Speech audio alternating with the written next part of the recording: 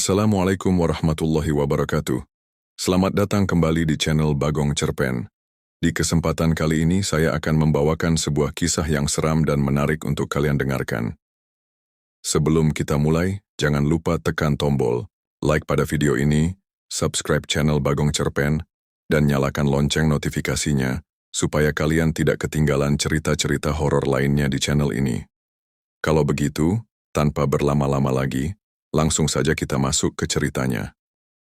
Namaku Bagas, 29 tahun, perantau dari Semarang yang baru pindah ke desa Kalinongko. Aku pindah karena pekerjaan dipekerjakan sebagai operator alat berat untuk proyek normalisasi sungai kecil yang membelah desa. Awalnya kupikir ini hanya proyek biasa. Tapi dari hari pertama aku sudah merasa tidak enak. Desa Kalinongko tampak biasa saja siang hari. Jalan-jalan kecil dari cor semen, rumah-rumah berpagar bambu, dan anak-anak yang berlarian tanpa alas kaki. Tapi waktu sore datang, suasananya berubah. Angin berembus pelan dari arah kali, dan bau tanah basah bercampur amis kadang tercium samar-samar. "Mas, jangan duduk di dekat batu itu," kata Pak Dul, mandor lokal proyek. Ia menunjuk sebongkah batu hitam besar di tepi sungai. Bentuknya seperti nisan tapi tidak ada tulisan. "Itu makam," tanyaku pelan. "Bisa dibilang begitu," jawabnya. "Tapi jangan banyak tanya. Warga sini udah biasa, yang penting jangan macam-macam." Aku mengangguk, meski dalam hati mulai curiga. Malam harinya, aku tidak bisa tidur nyenyak di rumah kontrakan sederhana yang disediakan. Suara air kali terdengar. Deras padahal siang tadi airnya nyaris mati. Di sela suara air aku seperti mendengar sesuatu. Langkah kaki di tanah becek. Tapi waktu kulongok keluar jendela, gelap. Sunyi. Keesokan harinya aku iseng bertanya ke Bu Minah, pemilik warung, dekat proyek. "Itu batu hitam dulunya kuburan bayi, tapi nggak ada yang tahu siapa orang tuanya. Dulu banyak yang buang bayi ke kali. Warga cuma ambil jenazahnya kalau ketemu, terus dikubur di situ, tapi nggak dikasih nama." Aku merinding. "Jadi itu kuburan masal bayi?" bisikku. "Enggak, banyak. Tapi cukup buat bikin orang kampung nggak berani nongkrong dekat kali pas maghrib." Sejak itu setiap sore aku makin peka. Sekali saat jalan pulang, aku lihat bayangan kecil di tepian kali. Diam saja membelakangiku. Kukira anak-anak tapi tak ada suara. Waktu aku berhenti melirik, bayangan itu hilang begitu saja. Aku mulai paham. Di Kalinongko bukan soal percaya atau tidak, tapi soal tahu batas. Dan aku rupanya mulai melewatinya. Malam kedua di Kalinongko, aku belum juga bisa tidur. Angin berembus pelan lewat celah dinding rumah kontrakan yang terbuat dari kayu jati tua. Atap genteng tua berderak pelan tiap kali angin lewat.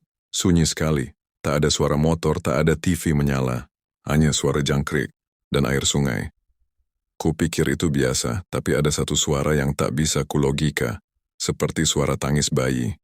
Sangat pelan, seperti dari kejauhan. Awalnya kuabaikan, tapi makin lama, makin dekat. Suara itu seperti menyeberang halaman rumah, mendekat ke dinding kamarku. Aku bangun dan duduk di ranjang, jantungku berdebar.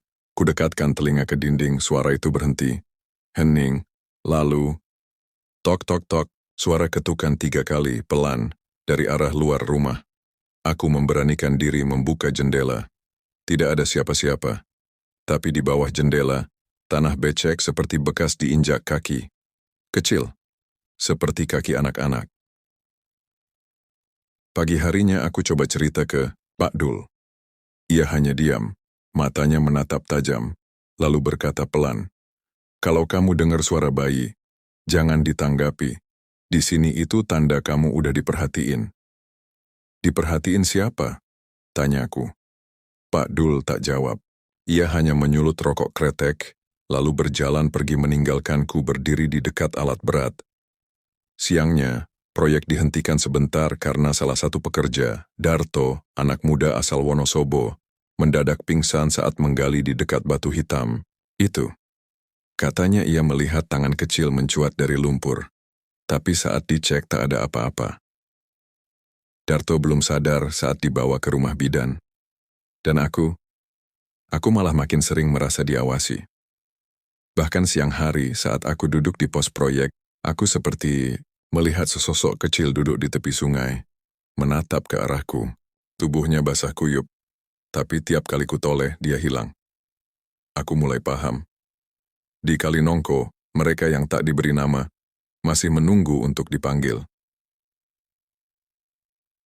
Hari-hari berikutnya, suasana di proyek makin aneh. Beberapa warga yang awalnya ramah mendadak jadi dingin. Bu Minah yang biasanya cerewet sekarang hanya senyum singkat tiap kali aku beli kopi. Bahkan anak-anak yang biasa main layangan di dekat lokasi proyek tak terlihat lagi. Pak Dul juga berubah. Ia jadi pendiam, sering duduk sendiri sambil merokok menatap ke arah sungai. Kadang bibirnya komat-kamit, seperti orang tua yang sedang bicara dengan sesuatu yang tak terlihat. "Ada apa, Pak?" Tanyaku pelan satu sore. Ia hanya menoleh sebentar. "Kamu udah ngerasa, ya?" Aku mengangguk tak berani bicara banyak. "Kamu harus hati-hati. Tempat itu bukan cuma kuburan. Ada yang dijaga tapi juga ada yang ditinggalin. Kadang mereka nempel ke orang yang baru." Aku tidak tanya maksudnya. Tapi malam harinya, aku mengalami lagi kejadian aneh. Sekitar pukul 2 pagi, aku terbangun karena suara langkah kaki. Tapi bukan di luar. Suara itu dari dalam rumah. Pelan, seperti kaki telanjang menyentuh lantai kayu. Langkahnya kecil, tidak terburu-buru. Jantungku berdetak makin keras. Kukira maling. Tapi waktu kulongok dari sela pintu kamar, aku melihat bayangan kecil berdiri di ujung lorong. Diam, tak bergerak. Ukurannya seperti anak usia 3 tahun, tapi siluetnya gelap tak bisa kulihat wajahnya. Aku menahan napas. Bayangan itu perlahan berbalik dan berjalan ke arah pintu depan, lalu menghilang. Besok paginya, aku menemukan tanah becek di lantai, menuju ke arah dapur. Tapi rumahku terkunci dari dalam. Tak ada tanda jendela dibuka. Aku coba cerita ke Pak Dul lagi, tapi ia malah menghindar. Ia seperti takut kalau cerita ini didengar oleh yang lain. Yang lebih membuatku heran, para pekerja lokal mulai satu persatu tidak datang. Tanpa alasan jelas, bahkan warga desa tak ada yang mau mendekat ke sungai. Akhirnya aku tahu dari Bu Minah, setelah ia kuajak bicara jauh dari warungnya. "Mas Bagas, di desa ini, kalau udah dengar suara bayi, atau lihat bayangan kecil, artinya dia udah nempelin. Cuma orang-orang baru yang bisa kena. Yang dari sini udah tahu caranya ngindar." Aku menelan ludah. Pelan Bu Minah menambahkan, "Mas, kalau malam-malam suara itu datang lagi, jangan dibalas, jangan ditanya, dan jangan sebut namanya. Mereka memang tak dikasih nama, dan itu yang bikin mereka terus nyari." Pagi itu, proyek dihentikan sementara. Satu pekerja lokal, Harry, tidak pulang sejak kemarin. Terakhir terlihat waktu pamit dari pos proyek menjelang maghrib. Ia bilang mau memancing di bawah jembatan dekat Batu Hitam. Yang ditemukan pagi harinya hanya sendalnya. Sebelah, tergeletak di lumpur, kira-kira 2 meter dari batu itu. Warga mulai berbisik-bisik, sebagian langsung pulang dari lokasi proyek tanpa pamit. Pak Dul terlihat tegang. "Kita nggak usah gali dekat batu itu dulu. Geser aja alatnya ke arah barat," katanya pendek. Tapi tak ada yang protes. Semua nurut. Aku sendiri mulai merasa aneh tiap kali melintas dekat batu itu. Ada bau anyir seperti darah basi yang tiba-tiba muncul dan hilang. Kadang samar terdengar suara langkah kecil di semak-semak pinggir kali. Padahal tak ada siapa-siapa. Malam, harinya aku bermimpi. Dalam mimpi itu aku berdiri di pinggir kali. Kabut turun tipis. Di hadapanku deretan batu nisan tanpa tulisan berjejer rapi, semuanya kecil. Di antara kabut, sosok-sosok kecil duduk bersimpuh di atas masing-masing batu. Mereka diam, tak bergerak. Lalu satu sosok berdiri, perlahan mendekatiku. Aku ingin lari tapi tak bisa, sosok itu berhenti di depanku. Aku melihat matanya, kosong, seperti sumur tua. "Mas," katanya suara lirih dan pelan. "Namaku siapa?" Aku terbangun dengan napas tersengal. Keringat dingin membasahi leher dan punggung. Dan entah kenapa tanganku gemetar. Paginya, aku tak bisa fokus kerja.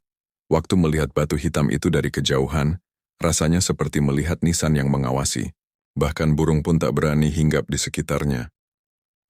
Pak Dul akhirnya bicara padaku di sore hari. "Mas Bagas," katanya serius. "Kalau kamu mulai mimpi kayak gitu, itu tandanya kamu udah dilihat. Kamu harus cepat ngelakuin sesuatu sebelum mereka ikut pulang." Aku menatapnya bingung. "Ngapain, Pak?" Ia tak langsung jawab, hanya mengangguk pelan, lalu berkata, "Kita harus cari cara netralin tanah itu, sebelum ada yang hilang lagi." 3 hari setelah Heri menghilang, suasana di Kalinongko seperti ditarik ke belakang. Warung-warung tutup lebih awal. Anak-anak dilarang keluar setelah asar. Di pos proyek, tinggal aku, Pak Dul, dan 2 pekerja luar desa yang belum tahu apa-apa. "Kita harus cari asal-usul makam itu," kata Pak Dul sore itu. Ia tampak lebih tua dari biasanya, matanya sayu, rokoknya nyaris tak habis dibakar. "Aku tahu satu orang, tapi kita harus ke rumahnya malam-malam. Dia nggak mau ditemui siang hari." Kami jalan kaki menembus pematang sawah menuju ujung desa. Rumah itu berdiri di tengah kebun bambu, gelap dan sepi. Seorang nenek membuka pintu. Namanya Mbak Kira. Matanya buram tapi tajam. Rumahnya penuh. Bau minyak kelapa dan kayu terbakar. "Apa kalian datang karena anak-anak itu?" Tanyanya tanpa ditanya lebih dulu. Aku dan Pak Dul saling pandang. Ia mengangguk pelan. Mbah Kira duduk bersila di lantai. "Batu itu bukan kuburan biasa. Dulu, tempat itu dipakai buat ngumpetin bayi hasil hubungan haram. Zaman dulu, kalau ada perempuan hamil di luar nikah, keluarganya malu. Jadi bayi-bayi itu dibuang ke sungai. Warga hanya ngubur kalau nemu mayatnya." Aku menunduk, tenggorokan tercekat. Mereka nggak dikasih nama, nggak dikasih kain kafan, nggak dibacain doa. Jadi arwahnya bingung. Nggak tahu harus kemana. Mereka cuman, "Hai tahu," mereka dibuang. Pak Dul mencubit lenganku pelan, memberi isyarat diam. "Sekarang tanah itu mulai gelisah lagi karena kalian gali-gali. Batu itu semacam penanda, bukan cuma untuk manusia tapi juga buat mereka." Aku mengerti sekarang kenapa warga setempat enggan bicara. Ini bukan soal percaya atau tidak percaya.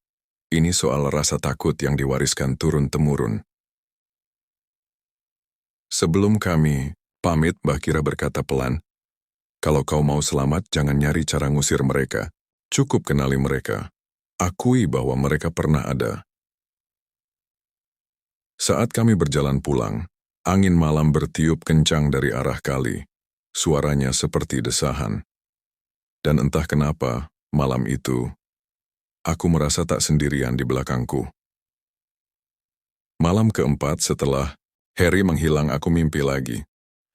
Kali ini aku berdiri di tengah sungai. Airnya hitam diam. Sekujur tubuhku dingin seperti direndam berjam-jam. Di seberang, anak-anak kecil berdiri berjejer di tepian. Mereka diam, pucat, matanya cekung. Tapi satu anak, perempuan kira-kira umur 3 tahun, melangkah pelan mendekatiku, berjalan di atas air. Tangannya kecil, menggenggam boneka kain yang basah dan robek. Ia mendongak, matanya merah. Tapi suaranya pelan sekali. "Namaku dulu Kirana." Aku terbangun dengan tubuh menggigil. Udara kamar terasa pengap, seperti tak ada oksigen. Bau lumpur menyengat memenuhi hidungku. Ketika kulihat kaki tempat tidurku, ada jejak lumpur kecil, seperti telapak kaki anak-anak. Keesokan harinya, seorang mandor dari luar kota datang. Pihak atas khawatir proyek tak berjalan sesuai jadwal. Ia keras kepala, tak percaya hal mistis. "Kalau kalian takut setan, biar saya yang suruh gali itu batu hitam," katanya sambil tertawa. Siangnya, alat berat mulai menggali lebih dalam di dekat batu. Tapi mesin mendadak mati total. Operatornya bilang seperti ada yang mengganjal. Batu keras tapi tak bisa ditarik atau dihancurkan. Sore harinya, hujan turun deras. Tanah di dekat batu amblas tiba-tiba. Membentuk lubang tak dalam, tapi cukup besar untuk membuat operator terpeleset. Ia jatuh ke lumpur, dan saat ditarik, tubuhnya gemetar tak berhenti. Ia bilang saat terperosok, ada tangan kecil yang menggenggam kakinya dari bawah lumpur. Pihak atas akhirnya memutuskan menunda penggalian untuk evaluasi. Tapi sudah terlambat, sesuatu sudah terbangun. Malamnya aku mimpi lagi. Kali ini aku duduk bersila, dikelilingi anak-anak kecil. Mereka menatapku. Pelan, mereka berkata serempak, "Tolong panggil nama kami. Satu saja, biar kami bisa pulang." Aku terbangun dengan mata basah. Lalu aku sadar mereka tidak ingin mengganggu, mereka hanya ingin dikenali, diakui. Dan satu nama sudah cukup untuk memulai, Kirana. Aku tak berani cerita ke siapa-siapa soal mimpi itu, tapi nama Kirana terus terngiang. Di antara banyak suara lirih yang menuntut, hanya nama itu yang jelas. Mungkin satu nama cukup untuk mereka semua. Malam Jumat aku nekat. Aku ambil air wudhu, siapkan sehelai kain putih kecil, dan menulis satu nama di atasnya, Kirana. Lalu aku berjalan ke arah sungai, sendirian. Tak ada bulan malam itu. Hanya suara jangkrik, dan angin dari arah barat. Batu hitam terlihat seperti punggung mayat yang mengambang. Di dekat batu itu, aku menyalakan lilin kecil dan duduk bersila. Aku bacakan doa-doa pendek. Bukan ritual. Hanya niat dari hati. Niat untuk menyebut nama seseorang yang tak pernah diakui hidupnya. Waktu aku menyebut nama Kirana pelan, angin berhenti. Suara jangkrik hilang. Udara berubah dingin seketika. Tapi, tak ada rasa takut, hanya sedih dan rasa bersalah. Selesai doa, aku menutupnya dengan bisikan, "Maaf," dan pulanglah. Keesokan harinya, perubahan terjadi. Bau anyir di lokasi proyek menghilang. Burung-burung mulai terdengar lagi. Bahkan Pak Dul bilang ia bisa tidur nyenyak untuk pertama kali setelah berbulan-bulan. Tapi malamnya, rumahku ramai.